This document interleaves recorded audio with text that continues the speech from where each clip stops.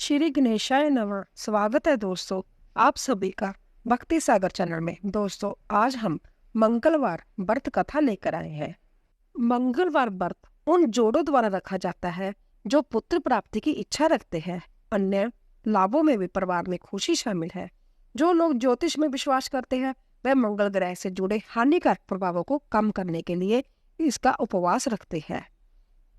मंगलवार का पूरे दिन का उपवास होता है। भक्त जो मंगलवार का उपवास करते हैं वह केवल एक ही समय भोजन लेते हैं, जिसमें आमतौर पर गेहूं और गुड़ से बना कोई भी भोजन शामिल होता है। अधिकांश हिंदू बिना अंतराल के 21 मंगलवार तक उपवास रखते हैं। मंगलवार उपवास हनुमान और मंगल को संतुष्ट करने के लिए है, जो इस दिन पर शासन करते हैं और जिसके इसका नाम पड़ा है। मंगल को एक परेशानी निर्माता माना जाता है और उपवास बुराइयों और समस्याओं को दूर करने के लिए किया जाता है, जो हमारे रास्ते में बिखरे हुए हैं और खुशी का रास्ता बनाते हैं। इस व्रत के पीछे मूल मान्यता ये है कि भगवान हनुमान अपने भक्तों को जीवन में आने वाली कठिनाइयों से उबरने में मदद करते हैं, खासतौर पर मंगल ग्रह के हस्तक्षेप से होने वाली कठिनाइयों से। इसके अलावा पुत्र प्राप्ति की इच्छा रखने वाले जोड़े भी इस व्रत को सख्ती से पालन करते हैं। भगवान मंगल 9 ग्रहों में से नवग्रहों में से एक है। उन्हें अंगारक और कुंज नामों से भी जाना जाता है। उन्हें पृथ्वी या भूमि पृथ्वी देवी का पुत्र माना जाता है। वह शक्ति, वीरता और साहस से जुड़े हैं। भगवान मंगल धर्म के रक्षक और जीवन के उद्देश्य है। गणेशम पुराण के अनुसार एक बार हिरण्याकश्यपु के बड़े पृथ्वी का अपहरण कर लिया था। पृथ्वी देवी को उससे मुक्त कराने के लिए भगवान ने बराह रूप धारण किया था। भगवान ने हिरण्याक्ष का वध किया और पृथ्वी देवी को मुक्त कराया। उस समय पृथ्वी देवी भगवान से बहुत प्रसन्न हुई और उन्होंने उनसे विवाह करने की इच्छा व्यक्त की। बराह अवतार के समय भगवान की चमक आकाश में हजारों सूर्य के समान थी। वह असहनीय थी। तब भगवान ने पृथ्वी देवी की इच्छा पूरी करने के लिए सुंदर और मौलिक रूप में प्रकट हुए। उन्होंने विवाह किया और 1 वर्ष तक अकेले रहे। उनके जहां मंगल का जन्म हुआ।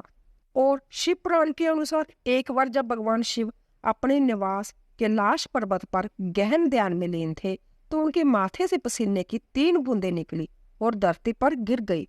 उन बूंदों में से एक बहुत सुंदर शिशु प्रकट हुआ, जो लाल रंग का था और जिसके 4 हाथ थे। भगवान शिव ने बालक को पालन पोषण के लिए पृथ्वी देवी भूमि को सौंप दिया।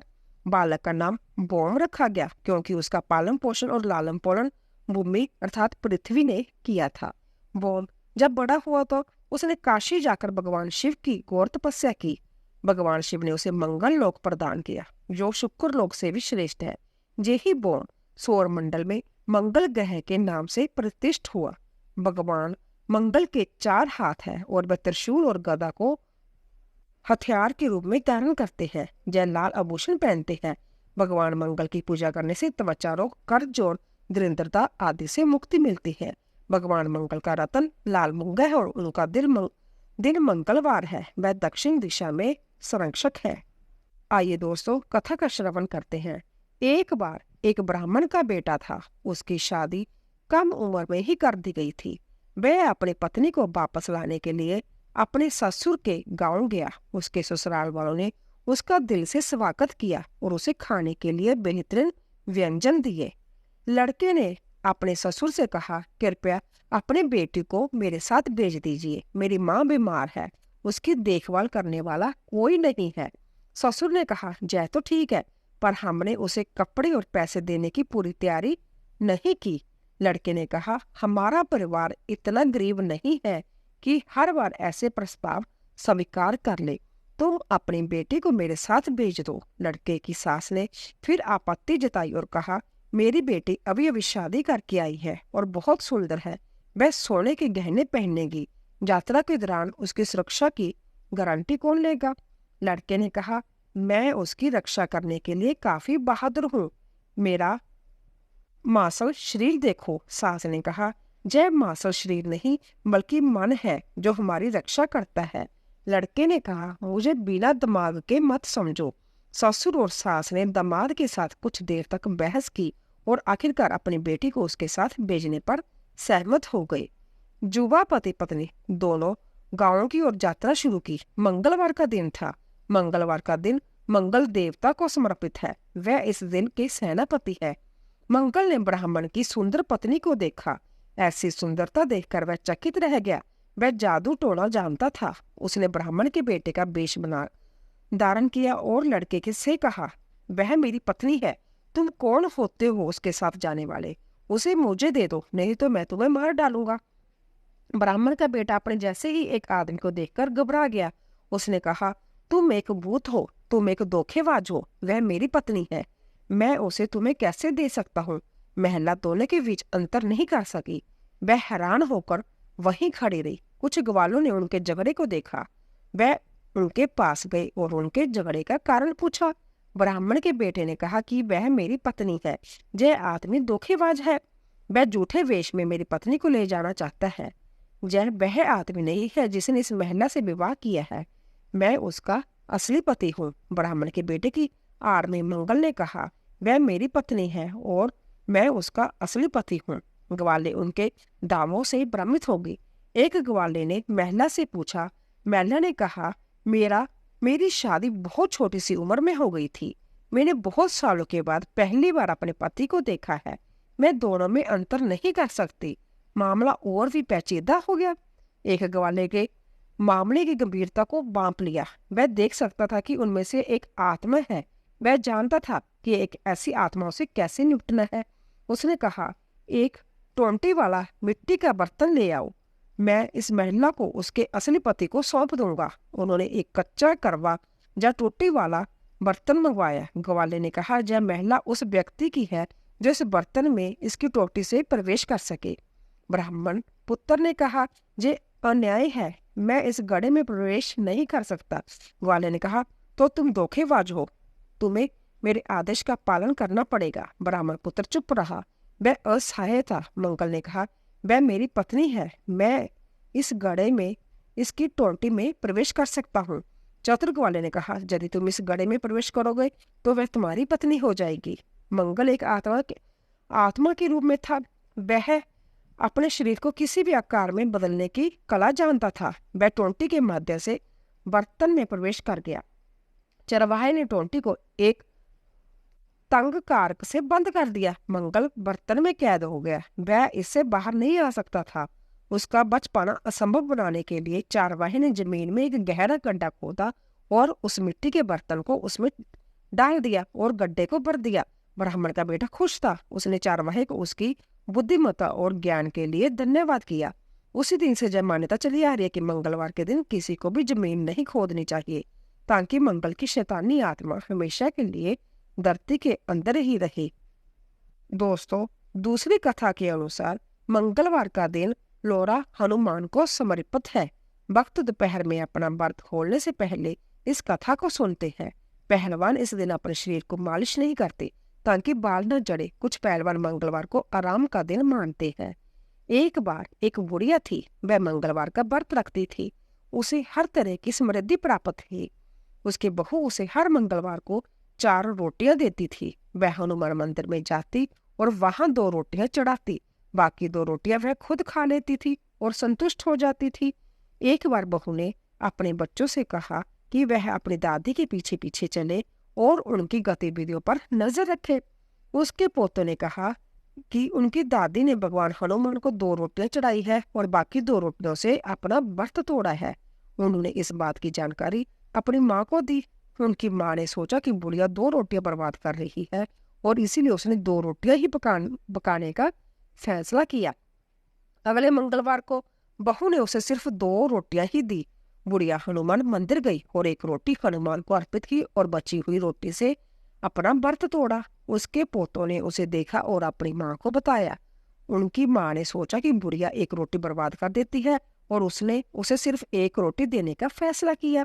बुढ़िया ने आने वाले मंगलवार को 1 रोटी ली और हनुमान मंदिर गई। उसने आधी रोटी भगवान हनुमान को चढ़ाई और बाकी आधी रोटी से अपना व्रत तोड़ा। उसके पोते ने जय देखा और फिर से अपनी माँ को बताया। उनकी माँ ने सोचा कि बुढ़िया अपने परिवार के खर्च पर अपना खाना बर्बाद कर रही है। उसने मंगलवार को उसे कोई रोटी न देने का फैसला किया। बूढ़ी औरत खाली हाथ हनुमान मंदिर गई। उसके पास चढ़ाने के लिए अब कुछ भी नहीं था। भगवान हनुमान एक छोटे लड़के के रूप में उसके सामने प्रकट हुए और कहा, हे बूढ़ी माँ, तुम्हें क्या तकलीफ है? बूढ़ी औरत ने पूरी कहानी छोटे लड़के को सुनाई। छोटे लड़के ने कहा, तुम इस मंदिर के पीछे अपनी एक झोंपड़ी क्यों नहीं बना लेती? मुझे अपना बेटा समझो, मैं तुम्हारे लिए भोजन की व्यवस्था करूंगा। ऐसे परिवार के साथ रहने का क्या फायदा जो अपने बुजुर्गों की परवाह नहीं करता। बुढ़िया सहमत हो गई और झोंपड़ी में रहने लगी। हर रोज छोटा लड़का उसके लिए एक मग भर दूध और एक लोटा चीनी और मक्खन चूरमा मिलाकर लाता था। अब उसका जीवन बहुत सुखी और शांतिपूर्वक था। बुढ़िया की बहू दिन व दिन गरीब होती जा रही थी। गरीबी के कारण घर में अनचाहे झगड़े होने लगे। उनके पास खाने के लिए अब बहुत कम था। एक दिन उसने अपने बच्चों से कहा, अपनी दादी के पास जाओ और देखो कि वे क्या करती है। बच्चे अपनी दादी के पास गए। बुढ़िया ने उनका स्वागत किया। उसने उनके साथ दूध और चूरमा बांटा और उनसे रोजाना उसके पास आने को कहा। बच्चे अपने घर वापस गए और अपनी माँ को पूरी बात बताई। उसे जब जानकर आश्चर्य हुआ कि बुढ़िया कमजोर होने की बजाय स्वस्थ और तंदुरुस्त थी। उसे अपनी गलती का एहसास हुआ और उसने अपने पति से उसे वापस लाने के लिए कहा। उसके पति ने कहा, मैं क्यों जाऊं? हमारे दुखों के लिए तुम ही जिम्मेदार हो। तुम रोज घर में झगड़े करती हो। तुमने उसे घर से जाने पर मजबूर किया। तुम उसे कम खाने पर भी ईर्ष्या करती थी। जिस क्षण वह हमें छोड़कर गई, इस घर की खुशहाली खत्म हो गई। तुम्हें अपने बुजुर्गों और उनके अच्छे कामों का कोई सम्मान नहीं है। महिला ने कहा, चलो हम सब उसके पास चलते हैं। हम उसे मना लेंगे कि वह वापस आ जाए। उसका पति सहमत हो गया और वह बुढ़िया के पास गई। छोटा लड़का उसके साथ बैठा था और उसे खाना परोस रहा था। बुढ़िया की बहू अपने सास के पैरों पर गिर पड़ी और उसके कर्मों के लिए उसे क्षमा मांगने लगी। बुढ़िया ने छोटे लड़के से कहा, क्या मुझे उनके साथ चलना चाहिए क्योंकि उन्हें अपनी गलती का एहसास हो गया है? छोटे लड़के ने कहा, हाँ तुम जा सकती हो। अगर तुम कोई परेशानी आती है तो तुम वापस आ सकती हो। बूढ़ी अपने परिवार के पास लौट आई। वह मंगलवार का व्रत रखती थी और उसकी बहू ने कभी भी उसके भोजन का आधा हिस्सा हनुमान जी को देने पर आपत्ति नहीं जताई। उनके घर में फिर से खुशहाली आई और वह खुशहाल जीवन से जीने लगी। बोलिए पवन सुत हनुमान जी की जय। आइए दोस्तों, तीसरी कथा सुनते हैं।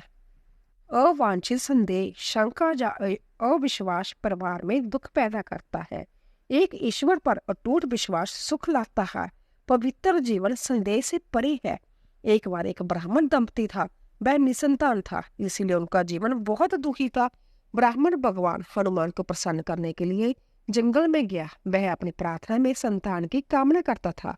उसकी पत्नी भगवान को प्रसन्न करने के लिए मंगलवार को व्रत रखती थी। वह मंगलवार को भगवान हनुमान को प्रसाद चढ़ाने के बाद ही भोजन ग्रहण करती थी। एक बार उसने पूरे दिन कोई विशेष व्रत रखा था, इसीलिए वह हनुमान को प्रसाद नहीं चढ़ा सकी। उसे इस बात का बहुत अफसोस हुआ और वह खुद को दोषी मानने लगी। उसने आने वाले मंगलवार तक व्रत रखने का फैसला किया। उसने खुद से कहा कि वह हनुमान को प्रसाद चढ़ाने के बाद ही भोजन करेगी। वह लंबे उपवास के कारण कमजोर हो गई और बेहोश भी हो गई। हनुमान को उस पर दया आ गई और वह एक बच्चे के वेश में उसके सामने प्रकट हुए। हनुमान ने कहा, मैं तुम्हें एक सुंदर पुत्र का आशीर्वाद देता हूँ। वह हमेशा दिन रात तुम्हारी सेवा करेगा। फिर वह महिला को आशीर्वाद देकर गायब हो गई। सौभाग्य से उस स्त्री को एक सुंदर पुत्र की प्राप्ति हुई। उसने उसका नाम मंगल रखा। कुछ महीनों के बाद ब्राह्मण घर लौटा। उसने देखा कि एक सुंदर बालक उसके आंगन में खेल रहा है। उससे संदेह हुआ और उसने अपनी पत्नी से पूछा, यह किसका बालक है? क्या तुमने व्यभिचार किया है? स्त्री ने विनम्रता पूर्वक कहा, मेरे प्यारे पति, मैं एक पतिव्रता स्त्री हूँ। मैं आपकी अनुपस्थिति में हनुमान जी को प्रसन्न करने के लिए मंगलवार का व्रत करती थी। उन्होंने मुझे जब बालक दिया है, कृपया मेरी बात पर विश्वास करें। ब्राह्मण चुप रहा, लेकिन उसके हृदय में हर क्षण शंकाएं उमड़ने लगी। स्त्री विवश थी। एक दिन ब्राह्मण पास के कुएं पर स्नान करने जा रहा था। स्त्री ने उनसे कहा, कृपया मंगल को भी अपने साथ ले जाइए। वह काफी बड़ा हो गया है। वह आपके स्नान के लिए जल लाएगा। वह आपकी पीठ भी सहलाएगा। ब्राह्मण ने सहमति जताते हुए लड़के को अपने साथ ले लिया। उसने सोचा कि यह अच्छा मौका है कि उसे कुएं में धकेल दिया जाए और पापी बच्चे से हमेशा के लिए छुटकारा मिल जाए। जब लड़का पानी लाने जा रहा था तो ब्राह्मण ने लड़के को कुएं में धकेल दिया और घर लौट आया। महिला को ये देखकर बहुत आश्चर्य हुआ कि ब्राह्मण के कंधे पर गीली धोती नहीं थी। उसने पूछा, क्या तुमने स्नान कर लिया? ब्राह्मण ने कहा, हाँ। महिला ने कहा, कृपया मुझे अपनी गीली धोती दे दो ताकि मैं उसे दागे पर फैला सकूं। ब्राह्मण असमझ में पड़ गया। उसने ग्लानि हो रही थी। वह कुछ शब्द बुदबुदाया और घर से बाहर निकलने की कोशिश की। पत्नी ने कहा, मेरा मंगल कहाँ है? मेरा मंगल कहाँ है? हे मंगल, अगर मैं एक सती हूँ और तुम मेरे सच्चे बेटे हो तो मेरी आंखों के सामने प्रकट हो जाओ। पत्नी और पति दोनों को बहुत आश्चर्य हुआ जब मंगल द्वार पर प्रकट हुआ। उसने अपनी माँ को गले लगाए और अपने पिता के पैर छुए। तभी भगवान हनुमान ने ब्राह्मण के सपने में आकर कहा, हे बेचारे प्राणी, मैंने तुम्हें पुत्र का वरदान दिया है और तुम अपनी पत्नी पर व्यभिचार का संदेह कर रहे हो। तुम्हें इसके लिए खेद होना चाहिए। ब्राह्मण को अपनी गलती का एहसास हुआ। उनकी पत्नी ने नियमित रूप से मंगलवार का व्रत रखा। इसके बाद से वह सुखी जीवन जीने लगे। ऐसा कहा जाता है कि जो कोई भी इस कथा को पढ़ता या सुनता है या किसी को सुनाता है और नियमित रूप से व्रत रखता है, भगवान हनुमान उसे बाजू के बुरे प्रभावों से बचाते हैं और सभी सुख प्रदान करते हैं। बोलिए संकट मोचन हनुमान की जय। आइए दोस्तों, हनुमान चालीसा सुनते हैं। श्री गुरु चरण सरोज रज निज मन मकुर सुधार, बरनौ रघुवर बिमल जस जो दायक फल चार। बुद्धिहीन तन जाने के सिमरो पवन कुमार, बल बुद्धि विद्या दहु मोहे हरियो क्लेश विकार। सियावर राम जय जय राम, जय हनुमान ज्ञान गुण सागर, जय कपीसति हु लोक उजागर। राम दूते अतुलित बल धामा, अंजनी पुत्र पवन सुत नामा। महावीर विक्रम बजरंगी, कुमिति निवार सुमति के संगी। कंचन बरन विराज सवेसा, कानन कुंडल कुंचित केसा। हाथ वज्रो ध्वजा विराजे, कांधे मूंज जनेऊ साजे। शंकर सुवन केसरी नंदन, तेज प्रताप महाजगबंदन। विद्यावान गुण अति चातुर, राम काज करवे को आतुर। प्रभु चरित्र सुने को रसिया, राम लखन सीता मन बसिया। सूक्ष्म रूप धरि स्याही दिखावा, विकट रूप धरि लंक जरावा। भीम रूप धरि असुर सहारे, रामचंद्र के काज सवारे। लाए सजीवन लखन जी जाए, श्री रघुवीर हर्षि उर लाए। रघुपति की ने बहुत बड़ाई, तुम मम प्रिय भरते समभाई। सहस बदन तुमरो यश गावे, अस कै श्रीपति कंठ लगावे। सनकादिक ब्रह्मादि मुनीषा, नारद शारद सहित ईसा। जम कबीर दिक्पल जहाँ ते, कवि कोविद कह सके कहाँ ते। तुम्हें अपकार सुग्रीवा कीना, राम मिलाए राजपत दीना। तुमरो मंत्र विभीषण माना, लंकेश्वर वे सब जग जाना। जुग सहस्रन जो जन पर भानु, लील्यो ताहि मधुर फल जानु। प्रभु मुद्रिका मैल मुख माही, जल्दी लांगे गए अचरेज नाही। दुर्गम काज जगत के जेते, सुगम अनुग्रह तुमरे तेते। राम द्वारे तुम रखवारे, होत न आज्ञा बिन पैसारे। सब सुख ले तुम्हारी शरण, तुम रक्षक काहू को डरना। आपन तेज स्मारो आपे, तीनों लोक हांकते कांपे। भूत पिशाच निकट नहीं आवे, महावीर जब नाम सुनावे। नाशे रोग हरे सब पीरा, जपत निरंतर हनुमंत बीरा। संकट ते हनुमान छुड़ावे, मन करम वचन ध्यान जो लावे। सब पर राम तपस्वी राजा, तिनके काज सकल तुम साजा। और मनोरथ जो कोई लावे, सोई अमित जीवन फल पावे। चारों जग प्रताप तुम्हारा, है प्रसिद्ध जग उजारा। साधु संत के तुम रखवारे, असुर निकंदन राम दुलारे। अष्ट सिद्धि नवनिधि के दाता, असवार दीन जानकी माता। राम रसायन तुमरे पासा, सदा रहो रघुपति के दासा। तुमरे भजन राम को पावे, जन्म जन्म के दुख बिसरावे। अंत काल रघुपुर जाई, जहाँ जन्म हरि भक्त कहाई। और देवता चितना धरिए, हनुमंत से ही सब सुख करिए। संकट कटे मिटे सब पीड़ा, जो सिमरे हनुमंत बलवीरा। जय जय जय हनुमान गोसाई, कृपा करो गुरुदेव की नाई। जो शतवार पाठ करे कोई, छूटे बंदी मां सुख होई। जो जय पढ़े हनुमान चालीसा, होए सीधी साखी गौरीसा। तुलसीदास सदा हरि चेरा, कीजिए नाथ हृदय में डेरा। पवन तनय संकट हरन, मंगल मूर्ति रूप। राम लखन सीता सहित, हृदय बसोसुर भूप। सियावर राम जय जय राम, मेरे प्रभु राम सीताराम। बोलिए पवन सूत हनुमान की जय। तो दोस्तों, आशा करती हूँ कि आपको हमारी कथा अवश्य पसंद आई होगी। प्लीज जाने से पहले कमेंट बॉक्स में जय सिया राम अवश्य लिखिए। आप सभी का धन्यवाद।